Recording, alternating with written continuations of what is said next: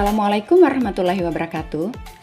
Pada video ini, saya akan memaparkan mengenai hasil kerja kelompok kami pada ruang kolaborasi modul 1.4 Budaya Positif. Anggota kelompok kami terdiri dari Sujiem, Dian Hermawan, dan Citra Mauladina. Adapun fasilitator kami adalah Upi Fitriani MPD, serta Dian Andriani dan Ibnu Rashid sebagai pengajar praktik. Tujuan pembelajarannya, yang pertama, menganalisis kasus-kasus yang disediakan berdasarkan konsep-konsep inti dalam modul Budaya Positif.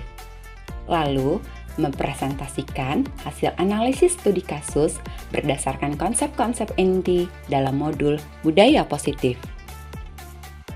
Berikut ini adalah kasus pertama, yaitu pelanggaran yang dilakukan oleh Vivi dan Natali.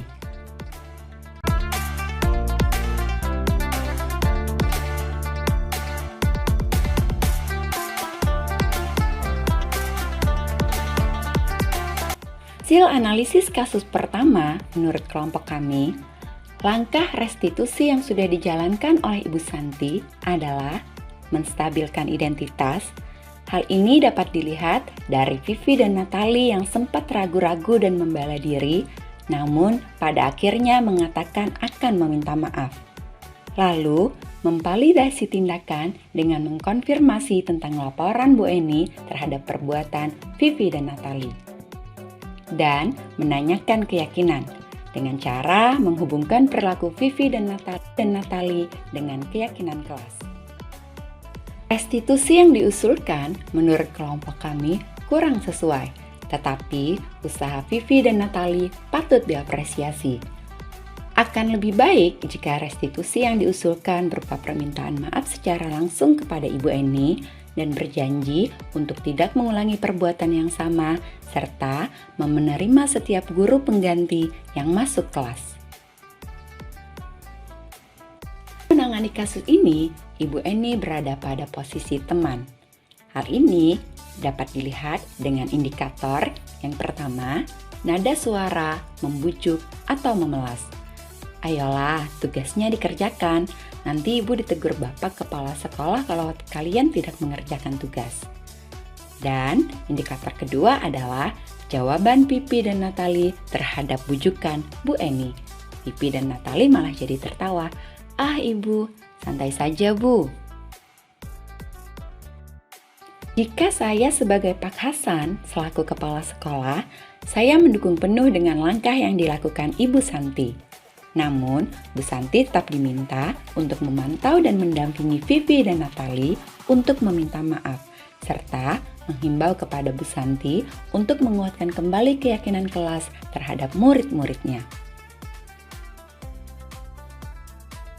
Berikut ini adalah kasus kedua, yaitu pelanggaran yang dilakukan oleh Sabrina.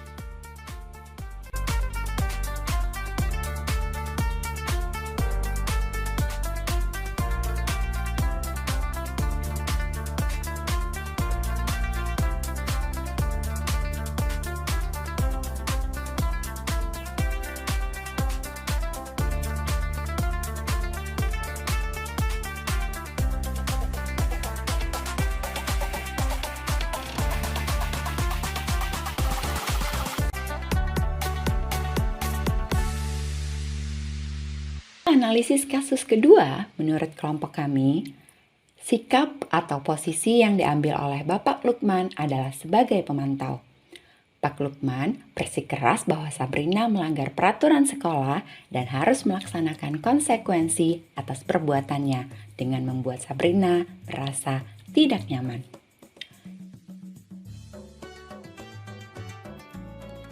Jika Bapak Lukman mengambil posisi manajer, yang beliau bisa katakan adalah, Sabrina, apakah kamu masih ingat kalau seragam warna sepatu sekolah kita adalah hitam? Hal ini dilakukan untuk mengetahui kebutuhan dasar dan alasan pelanggaran.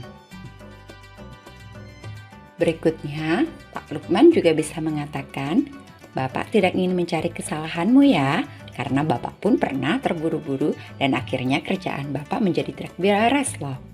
Hal ini dilakukan untuk menstabilkan identitas. Kamu pasti punya alasan kenapa tidak menggunakan sepatu hitam hari ini. Bisa beritahu Bapak alasannya? Sekarang, mari bicara tentang keyakinan sekolah kita. Apa sih yang Sabrina yakini? Hal baik mana nih yang belum kamu tunjukkan? Hal ini dilakukan untuk menanyakan keyakinan. Dan Pak Lukman juga bisa mengatakan, lalu kira-kira apa yang bisa kamu lakukan untuk memperbaiki kondisi ini dan tidak terburu-buru lagi datang ke sekolah? Bila menjadi kepala sekolah, nilai kebajikan yang dituju dengan sepatu harus berwarna hitam adalah kebersamaan. Kebersamaan itu hadir dari keseragaman warna sepatu yang diatur oleh sekolah. Kepala sekolah untuk menyikapi hal tersebut perlu dilakukan pertemuan guru untuk menyosialisasikan kembali tentang penguatan keyakinan sekolah dan langkah penerapan disiplin sekolah dengan mengutamakan kontrol manajer sebagai budaya positif sekolah.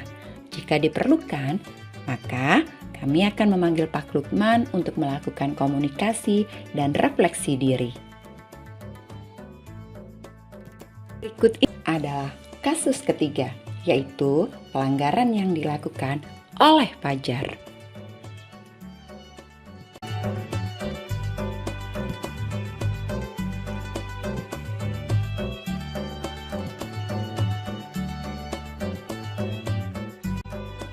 Analisis kasus ketiga, menurut kelompok kami, posisi kontrol yang diambil oleh Ibu Dani adalah sebagai pembuat merasa bersalah. Bu Dani mencoba mengontrol Fajar dengan membuatnya merasa bersalah dan mengecewakan gurunya. Tujuannya agar Fajar tidak mengulangi perbuatan yang mengecewakan tersebut. Kebutuhan dasar yang diperlukan Fajar adalah kesenangan.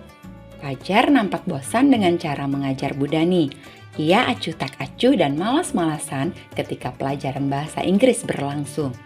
Jika kebutuhan dasar terhadap kesenangan terpenuhi, Fajar akan menikmati dan dapat berkonsentrasi tinggi terhadap pelajaran yang diberikan. Ibu Dani sebagai pemantau, Ibu Dani akan mengontrol Fajar sesuai dengan peraturan atau kesepakatan kelas. Berikut perkataan atau pertanyaan yang ditanyakan oleh Ibu Dani. Fajar, tahukah kamu bahwa jika sudah di dalam kelas tidak boleh tidur-tiduran? Lalu, Ibu Dani juga dapat mengatakan, tahukah kamu apa konsekuensinya bila kamu tidur-tiduran saat jam pelajaran? Nanti, saat jam istirahat, kamu harus menuliskan 5 kalimat dalam bahasa Inggris beserta artinya. Ingat ya, tensisnya juga harus benar loh.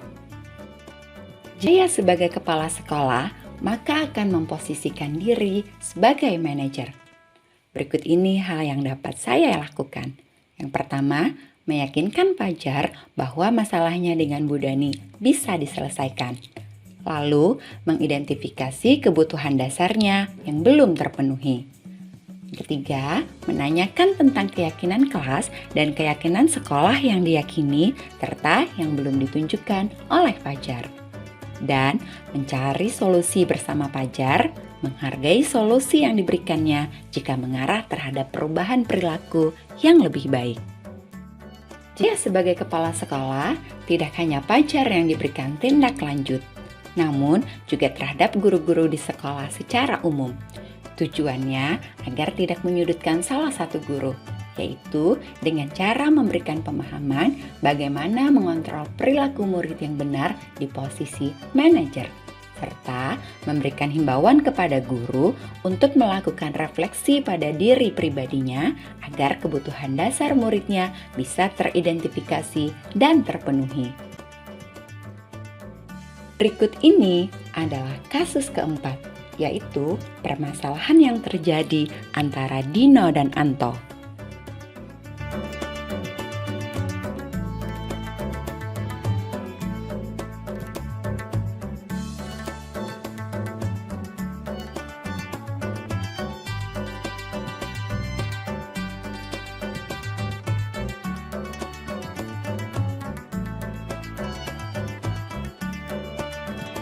Hasil analisis kasus keempat menurut kelompok kami, pada kasus ini Bu Suti mengambil posisi kontrol sebagai manajer. Yang menjadi indikatornya adalah menenangkan siswa yang bermasalah, menanyakan permasalahan dan kebutuhan dasar yang belum terpenuhi oleh murid-muridnya, membuat siswa lebih reflektif, membimbing siswa untuk menemukan solusi permasalahannya, serta menerapkan segitiga restitusi untuk menangani masalah siswa. Suti menguatkan Dino tidak dengan mengkritiknya, namun mengatakan bahwa berbuat salah adalah hal manusiawi. Ibu Suti juga memfasilitasi solusi tindakan yang akan dilakukan Dino untuk memperbaiki kancing baju Anto. Sedangkan penguatan yang diberikan kepada Anto adalah Ibu Suti memberi kesempatan kepada Anto untuk menyampaikan solusi yang harus dilakukan Dino untuk memperbaiki kesalahannya. Anto yang menjadi korban merasa mendapat perhatian dan akhirnya merasa tidak dirugikan. Kebajikan yang dituju dalam kasus ini adalah tanggung jawab, kerjasama, dan keadilan. Nilai tanggung jawab dapat dilihat dari kesediaan dan kesanggupan Dino untuk memperbaiki kesalahannya. Lalu, nilai kerjasama yaitu penyelesaian masalah secara bersama oleh Ibu Suti, Dino, dan Anto. Dan nilai keadilan yaitu kancing baju Anto yang diperbaiki dan Dino yang mendapatkan pengalaman baru dalam menjahit kancing baju. Berdasarkan 4 kasus tersebut dan hasil analisis kami dapat disimpulkan bahwa setiap pelanggaran yang dilakukan oleh murid memiliki alasan tersendiri sebagai akibat dari kebutuhan dasar dalam dirinya yang belum atau tidak terpenuhi. Manajer merupakan posisi kontrol guru yang paling ideal untuk menyelesaikan pelanggaran yang dilakukan, karena posisi manajer menerapkan langkah segitiga restitusi secara utuh. Demikian diskusi kami di ruang kolaborasi modul 1.4. Terima kasih.